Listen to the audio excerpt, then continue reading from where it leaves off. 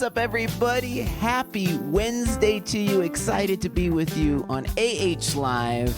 And it's Best of Berks Part 2. Got some more incredible footage from what was an amazing 5 shows in 4 days. So we're looking forward to sharing that with you. Do us a favor, click share so we can spread this video out to everyone else on Facebook. We have so much fun every Wednesday. Episode 106. And also do us a favor, make sure to follow Adam Holly Artist page because we definitely want to stay in touch. This week we're on the road. We've got Atlanta tomorrow, Thursday night at St. James, Seabreeze on Saturday, and also City of Lights in Las Vegas on Sunday. So I hope to see you at those. If you're at Seabreeze, remember that it's a late night after party show. It's an actual show. It's not a jam, but it is separately ticketed. So make sure to grab your tickets if you're going to be at Seabreeze with us this weekend. And we will see you there Saturday night, 10:30. Of course, St. James is, you know what the deal is over there. Always a blast. And excited to come back to Vegas for the first time in a little bit at the City of Lights Festival. So it's going to be fun. But before we get to that, just want to get us started. This is a tune that's always been a favorite of mine. It's originally done by Al Jarreau, and then later it was done by Al and George Benson on their CD that they did together. So it's one of my favorite tunes. Needs no introduction. I hope you enjoy it.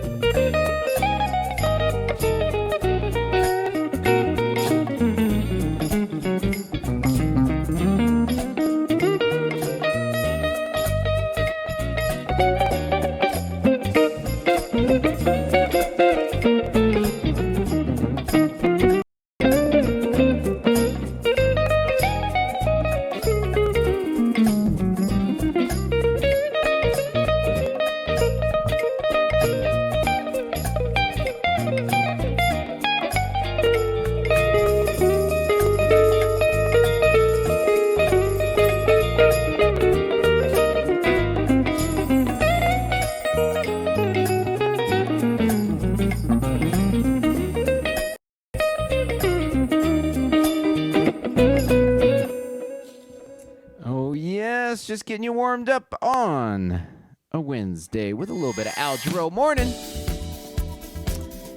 So appreciate you all tuning in for episode 106. As I mentioned, we had an amazing time at Berks about a week and a half ago, and just wanted to share a little bit more of that footage for you guys. Before we do, just want to remind you, if you want to support the show, we'll make it real easy. Click that link in the description, PayPal, Cash App, Venmo, and of course you can do stars as well. You can also get to my website to grab any of the records, and appreciate you guys. You've been so amazing. And without further ado, hope you enjoy Best of Berks Part 2.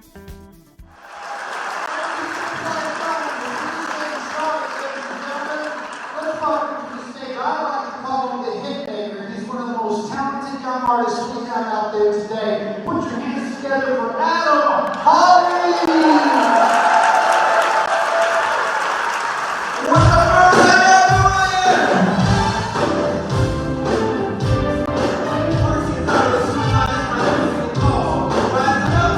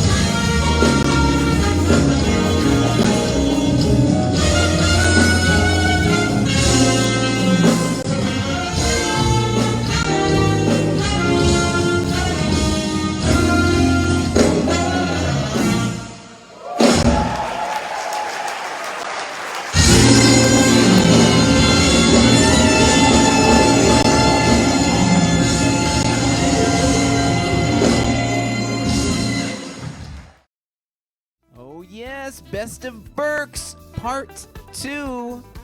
So much fun. 5 shows in 4 days. Huge thanks to John Ernesto for having me back on my 3rd time at the Berks Jazz Festival. Well, you know what time it is. It's time to bring in my lovely wife, Kat Holly, with the Cat Cam. Hey. Hi. How's it going? Good. How are you? Well, I'm doing very good. As you all probably noticed, we did pre-record this episode. Reason being, we're probably on the way to the hotel in Atlanta. Yes. Right now, we have St. James tomorrow night, Thursday night. Very excited to return. And but we didn't want to leave you all hanging on a Wednesday. Couldn't leave you hanging. Couldn't leave you hanging. So hope to see you all tomorrow. I'll throw up the tour schedule there a little bit. We had so much fun last week at Boo Jazz and Middle C. So tomorrow night we're at St. James in Atlanta. Saturday we're at Seabreeze. As I mentioned, that's a separately ticketed show. So grab your ticket for that after party show, 10:30 p.m. Myself and Lindsay Webster. And then finish up the weekend in Vegas on Sunday at City of Lights. Then we got one more show, Lyman Center, on May 7th before the Dave Koz Cruise. So we're rolling along. And also, by the way, I've got a new show up here. We are, let me find it here. We are going to be at the Jazz Rendezvous in Jacksonville, North Carolina on August 6th. That's a Saturday night, so grab your tickets. I don't think it's on sale yet, but put it on the calendar, pencil it in. And Jacksonville is very close to Wilmington as well, if you're over in Wilmington, or if you're in Fayetteville. It's only about an hour and a half, so we hope to see y'all there. All right. So what's up, Kat? How you doing? I'm doing good. All right. I liked seeing the second part of Berks. Definitely. It was a lot of fun and a lot of music, but it was great. It was great. You know, we got a chance to pay homage to our dearly missed Nick Corleone. Also got to pay homage to Chuck Loeb at the Chuck Loeb Jam, and then also the anniversary show, which was an all-star show. Everyone did a couple numbers. Plus, we did The Godfather at the end, also to pay tribute to Chuck, to Nick. And then we had the late night jams, the midnight jam, which they call it midnight. It really went to about 1:30. But that was a lot of fun. Got to see a lot of people I hadn't seen in a while. Saw Jessie J there. Hadn't seen Jessie in, gosh, a 5-6 years. DW came through. Daryl Williams laid it down. So it was a lot of fun. Got to see a bunch. Andy Snitzer. Hadn't seen him since I think we were in Kiowa Island at the Earl Clute Festival. What was that? 2018, I think. 2017. So yeah, it was fun. There. You know, it's a reunion. It's a reunion of sorts. A reunion. Yeah. So, well, we have some pics up here that I loaded up that Kat was nice enough to share with us. Let me pull them up here. So the first one, last week, of course, last Sunday was Easter. So we have an Easter dog photo. Good old Rufus. Now, I don't remember this picture. What is the story behind this? So this is right when he got groomed. So as you guys know, our mobile groomer, Zeke, he comes to the house. He has his truck and his trailer. He comes to the door and he gets Rufus. They go and he gets cleaned and groomed, and then he brings him back to the door. But every holiday, Zeke always has like a cute backdrop, and sometimes he'll put either like ears or like bows or handkerchiefs on the dogs, and he'll just take a picture with his phone and he'll text it to you. And it's so cute because we have fall ones, we have Christmas. There's, even though with fall, there's also like a Halloween one as well. And it's just so cute. So this is the Easter one. And I'm actually surprised that he caught this because I don't think Rufus was able to do the Christmas one this past December because it's a little rowdy. He's like ready to go, and but he was able to catch this one for Easter. And it looks like he stuck his entire tongue out to take this picture. I'm not sure what's up with that. He looks so cute. And he's all fluffy. But yeah, so that's Rufus's Easter photo. I definitely prefer a groomed Rufus to a non-groomed Rufus. So I recently requested, can we have him groomed a little more often? Because it was every 3 weeks. So I think we bumped it up to every 2 or so. Yeah. And it's funny too because he seems to be a little bit more well-mannered when he's groomed. Well, he is. You know, it's like when he's disheveled, he's just like, you know. Well, yeah, I mean, and it makes sense because you think of like yourself, like if you're just tired, you've been running around all day and you want to take a shower, you want to wash your hair, and then you kind of like think about your demeanor and your attitude after you're cleaned. Right. And like pampered, groomed, I should say. Yeah. Well, and they say animals start to take on your personality, so he definitely Be quiet. Well, no, not your saying in general, a human personality. Right. So that's all I'm saying. Anyways, well, we also have some pictures from, as you know, Adam Jr. is always staying very busy.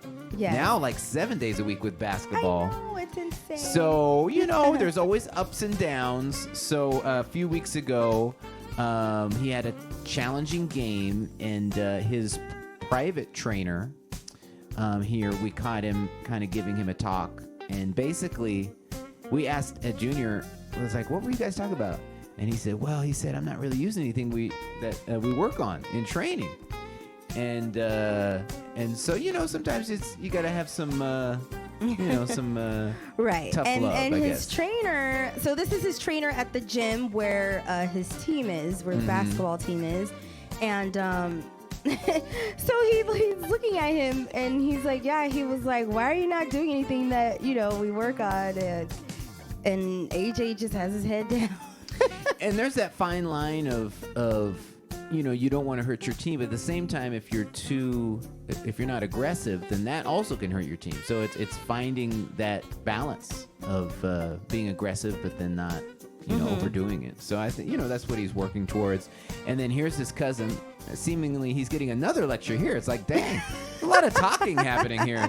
So this is my cousin Trayvon, one of the 2 cousins that he trains with in Pasadena. As we all know, the street training. And so the first part of the talk was kind of like, you need to get it together, because Adam Jr. does get like a little attitude sometimes if he's not having a good training session. And so, you know, my cousins, first of all, being family, but then also just having that really disciplined and tough love type of coaching, they really dig into him. And, you know, one of my cousins I believe it was maybe like 2 weeks ago, he made Adam Jr. run. I remember I was talking to you. As it was happening, and you were like trying to talk low, so you know Junior didn't overhear. But you were like, he's been running for a while. I think he had to run it maybe like 25 minutes, maybe 30 minutes. Oh my God. And I forget what they're called when they run to the end of the court. I think it's and suicides, then back. right? Suicides. So he had to do. Because doesn't it keep getting shorter? Like you go to the lines, you go to the outer line, then the shorter line. But this particular time, he didn't have to stop at each line. He just had to start from one side of the court to the other. All right. But he had to do 100. Oh my God. So that 100, I guess, took 25 to 30 minutes. Okay. And at first, when I saw him doing it, I was like, oh, he's got to run because, you know, he probably messed up on something or didn't do something correctly or whatnot. And then I was just on my phone and I looked up and I'm like, oh, he's still running. And then I'm on my phone again and I look up and I'm like, dang, it's been like 10 minutes. And then I was texting Adam and I was like, I don't know what he did, but he has to run. Wow. And my cousin who made him run, he was sitting on the bleachers, like, you know, on his phone. Yeah. And then he was also training like 2 other people and he just was like, not even paying attention to Adam Jr. He was like, had to run. And I looked up again and Adam Jr. had like sweat literally just like falling off his face. Wow. And I was like, oh my gosh. And so, yeah, he's just like really tough, digs in with the discipline. When Adam, you know, kind of gets like an attitude or kind of gets down on himself, you know, they'll like get in his face and then after they'll say, oh, he's got a little attitude, but just ignore him. He'll be fine. Right.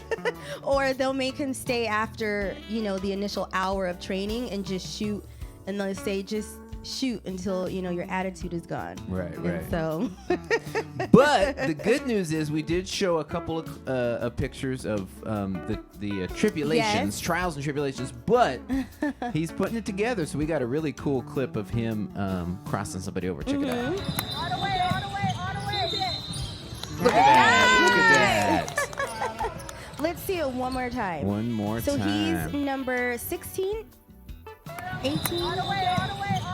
Well, he's the one that made the basket. Well, because But I love have, the misdirection there. Like he went like he was going to go one way. He got I the know. defender to go that way, and then he went back. laid it up. Oh, one more time. So yeah, There let's we see it go. again. Boom. And off the glass. Come on now. That was nice. So I say 16 or 18 because they have two different uniforms. They have a practice uniform and then their game uniform, and he has two different numbers. Oh, yeah. So I'm always like, I have to make sure when I'm getting his laundry out of like the laundry room, and I'm like, oh, is this the game one? Thankfully they look a little bit different, but Yeah. I'm always looking at the numbers. Yeah. But yeah, and so I am so sad that I did not get the entire video footage of that clip because Adam Jr. had stripped the ball from the opposite team, and he took it all the way down and scored. And I don't record the entire game. I only start recording when Adam Jr. comes in. And I don't know what I was doing. I was just watching, or maybe I was talking to one of the moms. I don't know. On Facebook. So I see On him, IG. and I'm like, oh, he's in. And then he steals the ball, and I'm like fumbling for my phone, and then I start recording when he's, running down court. No, it was a great play, though. Great So play. yeah. So, he's definitely progressing. I feel like he has a lot of more work to put in, like for his age, because really he's only played at this level since August, which Right. is not even a year yet. Yeah, a lot of kids, they just started with basketball, stuck with it. He did 4 or 5 years of Taekwondo at a high level, went all the way to black belt. So yeah, he's kind of playing some catch up. But the nice thing is he's hitting his growth spurt all at the same Yeah. time. So so he's putting it together. Yeah. So right now it's just a lot of the mental aspect and emotional, and him trusting the process. He's like, I'm putting all this work in and nothing's happening. And we're like, what are you talking about? But when you're in it, you can't see it or feel it all the time. And so, but all of us, his coaches, trainers, us, we're like, dude, yeah, and I remember in September, like everything on his left was really weak. If you guys remember, I showed pictures of me just making him walk with the ball with his left hand, only doing layups with the left hand, and like now he can do either side. Yeah. And I was like, remember, you couldn't even do anything with your left, and now you can. And so he's just kind of like wants everything to kind of happen overnight, Yeah. which a lot of kids these days do. But we're like, nah, you just got to trust the process. It's not a sprint, it's a marathon. And so it's just the mental aspects and like the confidence and trusting the process. And he has cute affirmations hung up in his room on the wall and his door. I have photos, but we'll show them next week. Yeah. And Grammy also wrote some for him and taped them on his wall. And it's just different things like trust the process. I'm a great athlete. Athletes have great attitude, have hustle, don't give up on yourself, stuff like that. For him to look at every day, when he's in his room, and then when he's leaving his room for school, leaving his room for practice or training, and we have several conversations with him about what it means being a great athlete. And we say, doing everything perfectly or scoring a lot of points is very, very like a small percentage of being a great athlete. A great athlete is your heart, your hustle, how much you contribute to your team, how your attitude is. And so every time, he gets out of the car, I'm like, okay, remember what we talked about? And he's like, yeah, I know. So you got to just kind of remind him, every time until he kind of can just step out on his own, and we won't need to like do the affirmations or remind him. So, but I know today I said, do you remember what we talked? He's like, yes. So I think he's kind of. Well, one thing I will say, regardless of, he is dedicated. It is every day, all day. You know, he's dribbling. He's going to practice. He used to take Friday off. Last week he wanted to go to do another training session. The week before, we went out to the court and ended up playing with some of our neighbors. So it's just, you know, bang, bang, bang. Yes. You know? If he's not training or at team practice or games, he's in the house or at, you know, bouncing the ball around the house or at the court in our community, or it's on TV. One time he ended up playing with an Amazon delivery driver. He did. He was out there just shooting by himself, and the guy was driving by delivering packages, and he stopped. He's like, "I'm gonna take a break. Come play with you." Right. So it's, And was like, I heard him say, "What's your name? What did you tell him?" And Adam gave him like a phony name. And she's like, "You don't ever tell strangers your name." You know? Right. And another time, Junior, he was like ready to go out the door, and I said, "Okay, I'll meet you there." So I met him at the court like 15 minutes later, and he was already playing with some kids. So I was like, okay, you know, I just let him go. And it's funny, after the kid left, then Junior, he looked over at me. He was like, "Okay, come on, it's your turn." So funny. So I know. So yeah, it's literally basketball every day, all day here in the Holly house.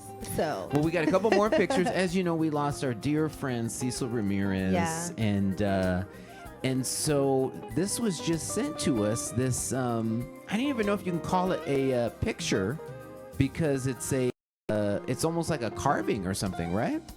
Yeah, I think it's like wood. It's like wood carving and like sculpted like a photo. Yeah. So Karen, Cecil's wife, she had messaged me and she said one of our friends had made Cecil a beautiful, you know, piece of art, and also made one for Adam, but Cecil never got a chance to give it to Adam in person. Can I send it to you? And I said, oh yeah, please. And so we had got it in the mail, and I was like, oh wow, this is really cool. We have to frame it. And just recently, I think a few days ago, she sent me that photo of Cecil, you know, holding it when it was finished, but never got to give it to Adam. Yeah. And so it was just really, really nice. So we have it right here. This is in one of the built-ins in the living room, right next to the records. Yeah, the vinyl record collection. Yeah. So yeah, so we gotta get like it looks really cool the way it is. It's like on a mat. It's almost like double matted because it's super thick, but it could definitely go in a frame and be hung on the wall. But this is a really nice spot for it right now in the living room. Yeah. So yeah, it's really nice. Yep. So thank you, Cecil and Karen. Thank you so much. No, it's a really amazing piece of work. It's like I said, I wanted to call it a drawing, but it's like it's 3D. It's right. It is. You know. Yeah. So, anyways, it's very cool. It's really nice. Okay, so we have a few comments and a little bit of questions. Yeah, we'll give it to us. So last week when we were talking about Berks as well, and Nicole Caselli had asked about all of your guitars, your all 32 of them, and which one you decide to take on the road, and how are they different. And so she had a follow-up question, and she said, so the amps and amps and straps are all interchangeable, or are they not? Not interchangeable. Well, amps, let's start with that. So, obviously you need an amplifier to make sound for the guitar. But typically, I actually use what's called backline, which means I'll fly with my guitar and my pedals, but then they'll provide the amp. It'll be there at the festival or on the cruise or in the jazz club that I'm playing. So I'll call ahead and say, hey, this is the type of amplifier I need. I usually use a Fender Twin Reverb, which is a very famous amp and was used by Wes Montgomery and so many other guitarists. And so that's typically what I'll ask for. And so, yeah, I mean, interchangeable, yes, in the sense, I mean, they don't sound identical. They're not like computers or electronic keyboards that are literally identical. They do have some variance because of the tubes and how the wiring is put together. So any 2 amp is not exactly the same, but they're very close. And they're a newer too, so they're usually in pretty good shape when you show up and use one. So Yeah, and then straps. I just pretty much use the same strap all the time with this one guitar, and yeah, if I do take that one strap and use it with the other guitar I use at church. So I guess they are a bit interchangeable, but yeah, that's kind of my process. I do have a lot of amps here at the house, but I used to use them more. I don't really drag them out of the house too much anymore. I usually say, hey, do you have something there I could use? Great, I'm going to use that. You know? Right. I mean, you know, when I perform in Southern California, it's usually a festival or Spaghettini. Spaghettini has a great amplifier there in the house. They have great equipment. And then otherwise, you know, Catalina, Newport, all these festivals, they'll provide, you know, backline for you. So yeah, that's kind of the gist of it. Yeah. And a lot of the amps are downstairs in the garage. Well, I do have this stack behind me here. Let me go to the widescreen. So back here, this actually is what's called a cabinet simulator. So you don't have to make a bunch of noise. I can plug into this and go straight to the computer.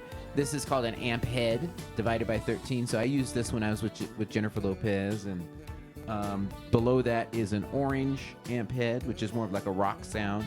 And then below that is my first amp. You can't see it, but that's what all of this is stacked up on. It's a PV Delta Blues. And so, yeah, a few of them are up here, but then, yeah, there's even more downstairs.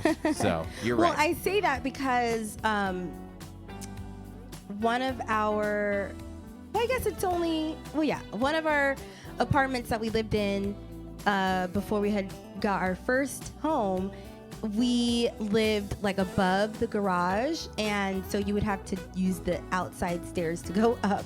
Yeah. And I just remember all those years dragging the amp up the stairs and then down, like when you had to go to like a gig. Right. And it just was so terrible. I mean, I only did it a couple of times, but you did it, you know, a lot. And that's actually how I hurt my back. It was in like Really? 2009, 2010. I had just come home. Back then, I was on tour with the Manhattan Transfer. We had done like a 2-week tour of Europe, 2 flights every day to a different city. It was brutal. I came back and had to go straight to a rehearsal. And so I drug my amp out, loaded it in the car, and it was literally like out of the movies. I went to lift it up, and it was like, I hurt my back, and it's bothered me ever since. I strained or tore something on the lower right back. And lately, though, shout out to Dr. Hong. I've been seeing a chiropractor, and my back's been the best it's been in a long time. Yeah. But yeah, it's still, you know, I feel it a tweak, you know, every now and then. So yeah, I've been going to chiropractor every 3 weeks, and that's been helping. Yeah. But nice. But yeah, we used to live on the 2nd floor, no elevator. Woo! That was rough with the gear and dragging amps, pedals, guitars. I remember up the and down garage. those steps. It was a 1-car garage, so Right. Adam would park his car in the garage, and I would park my car outside. Well, We're not you gonna make talk that about sound. that. No, it was exactly how it sounds. And so it was a 1-car garage, all right. and it wasn't. You see, she's talking loud and fast, so I can't interject. It wasn't, you know, like remote controlled.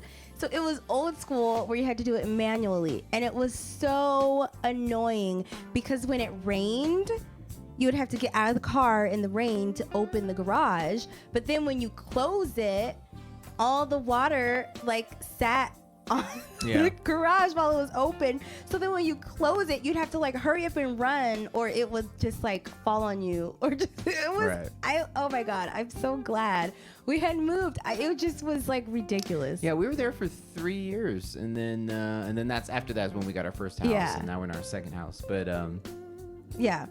let me But- redeem myself. The reason why, and by the way, you used my car as much as I did. But it was a much newer car. We wanted to keep that one, you know, in a enclosed area, and the other car was much older. I mean, you start to, you know, there's a method to the madness. Okay. His car was in the garage, y'all. That you used more than I did. The other one was the secondary car. You used the newer one as Anyways, much. next comment. Every time I come home from the road, there'd be a lot more miles on mine. I tell you that. It's like, dang. 2,000 more miles since I was gone. Okay. Sounds like it's your car. That's what it sounds like. It is. Right, exactly. Okay. There's the truth of it. So this is also from followed from last week. So you guys all know when we were talking about Berks and how the sound had malfunctioned during Rick Braun's show. Yeah. And the jokes were just terrible. And then we all went on like a tangent with our jokes. Mm-hmm. Well, Creston Jordan said, you always ask if someone in the audience has a joke. That's a good one. That's dangerous, though, because if you start handing the mic to somebody, will you get the microphone back? You know? You might have to have them walk up, and then you hold the mic to them. And then now with COVID, you really want... Yeah, I don't want anybody's breath different people coming on my into the microphone. mic. You know, it's tricky. There's a lot of factors to think about. Right. If you guys ever have seen a show of ours during this pandemic, you know that both of us, except for Adam, he only does it like if I actually give him a wipe. He doesn't look for a wipe to do it. Okay. But this is just... we wipe the microphones before we use them because a lot of people, especially like sound people, they'll be adjusting the microphones and then they're speaking into the mic while they're adjusting, and 99% of the time a lot of these people are not wearing masks. And so I'm like, I do not want your saliva and everything like touching my microphone, because I mean it does happen, your mouth does touch the mic, you know, and I'm like, I can't follow up on that. Or if there's like a presenter or a announcer or someone that was on stage before you and they were, you know, using the mic for their whole set, like you just gotta sanitize. Yeah. Because that's dangerous. That's not just like shaking somebody's hand. That's direct. Right. It's crazy. But yeah, I hear you. Or maybe I guess you could just have them like say it out loud. I guess they don't need to, depending on what type of place it is. If it's like a jazz club versus like a theater where there's like hundreds of people, of course, they can't just like yell out. It's crazy. So we have to see like what kind of venue it is if that happens. I guess so. Okay, and so this is from Kat Finn. She says, along with a lot of other people that I see kind of slipping in the comments, when is the next Cat's Kitchen? Yeah, I was wondering that too. I don't know. And I've had a few people call and ask about it. Really? Yeah. So when is episode 2? Right, I know. I don't know. But Kat Finn also said you should do what you made for lunch last Wednesday. It was incredible. So she made it was a vegan sandwich, but so obviously there's not meat. So it was eggplant, but then it was crusted. Oh my God. And then you had like a hummus kind of sauce in there, fresh cut veggies all on was it a baguette? Yeah. Ooh. So good. So yeah, so the eggplant was breaded, but you know, everything is vegan. So like cornstarch or like wheat flour, and then using like a plant-based milk to like dredge it. And then I baked it to get all crispy. And yeah, I did sauce with like hummus and vegan mayo and some either like sriracha and like chili pepper flakes. And what's great is it had, you know, I don't know, me being a meat eater, sometimes veggie dishes, they don't feel filling or they don't feel like they have a lot of substance to it. Right. But it did, you know, it was a nice solid sandwich, but then it felt real light after eating it. I didn't feel all like, oh, you know, I need a nap or something. So it's so good. Yeah. So good. And then I made a salad, like some romaine with olives and tomatoes and salad was good some too. vegan feta and cucumbers. I think you should do that as your next episode because not only was it delicious, but it was visually stunning as well. A lot of colors. Well, anything vivid, with vegetables, you know, if you're... Because a lot of the times people just think you just need like 2 vegetables and that's it. But different vegetables do different things and provide different nutrients for your body. And so like in the salad, we had the chickpeas or garbanzo beans. It's the same thing. And that like provides the protein for you and the hardiness. And then you get like the saltiness from the olives, which have a lot of great natural oil. So it's great for your skin and your heart. And so yeah, and so that's what creates the color is when like you think about like what you need and what you want to put in there, and also like the flavors. And so yeah, so a lot of vegetarian dishes hopefully are very colorful. No, I vote for that one. And then, you're going to need a taste tester. So just, let me know. I'm around. I'm available. I can make myself available. Yeah. And you know what? Someone at a show, I forget where we were. But she said she was saying even before, like when I would show photos of the food that I made, and she said she really loved that it was vegetarian stuff that I would make. I think she may have been speaking about the vegan pound cake that I had made like last year or maybe in 2020, I don't know. And she said, yeah, because I never would think to like make that. And I thought that this would be really cool too, because not a lot of people think eating vegetarian is filling, or like how many options you have. And then of course vegan, a lot of people are afraid of that word because they think it's going to be nasty or they're not going to get fulfilled, with their meal. And so I think this will be like really cool for someone to try. And be pleasantly surprised. For sure. Yeah. So I think I'll do that. Let's do it. I don't know though. If not next week, then the following week. Because I think when we get home next week, we only have like a day or 2. Let's pull up the tour schedule. No, we're off the road next week. Oh. Yeah. So that might be a great option. Okay. Yeah. All right. So we'll pull up or I guess I should say I will pull up a vegan/vegetarian meal for you guys. And I'll pull up a plate. So good. Yeah. But that's all that we have. Awesome. Well, thanks so much, honey. You're and we can't wait for welcome. Cat's Kitchen Part 2. Part 2. All right. Thanks. See you next week. Yes. Well, thanks so much for tuning in. It's been such a blast. And I want to close this out with a tune off the new record. It's one of my personal favorites off the new record. So I hope you enjoy it as well. I should have been tuning my guitar while we were talking about all that vegan food, but I was thinking about eating. I think we're in tune, though. Here, let's see.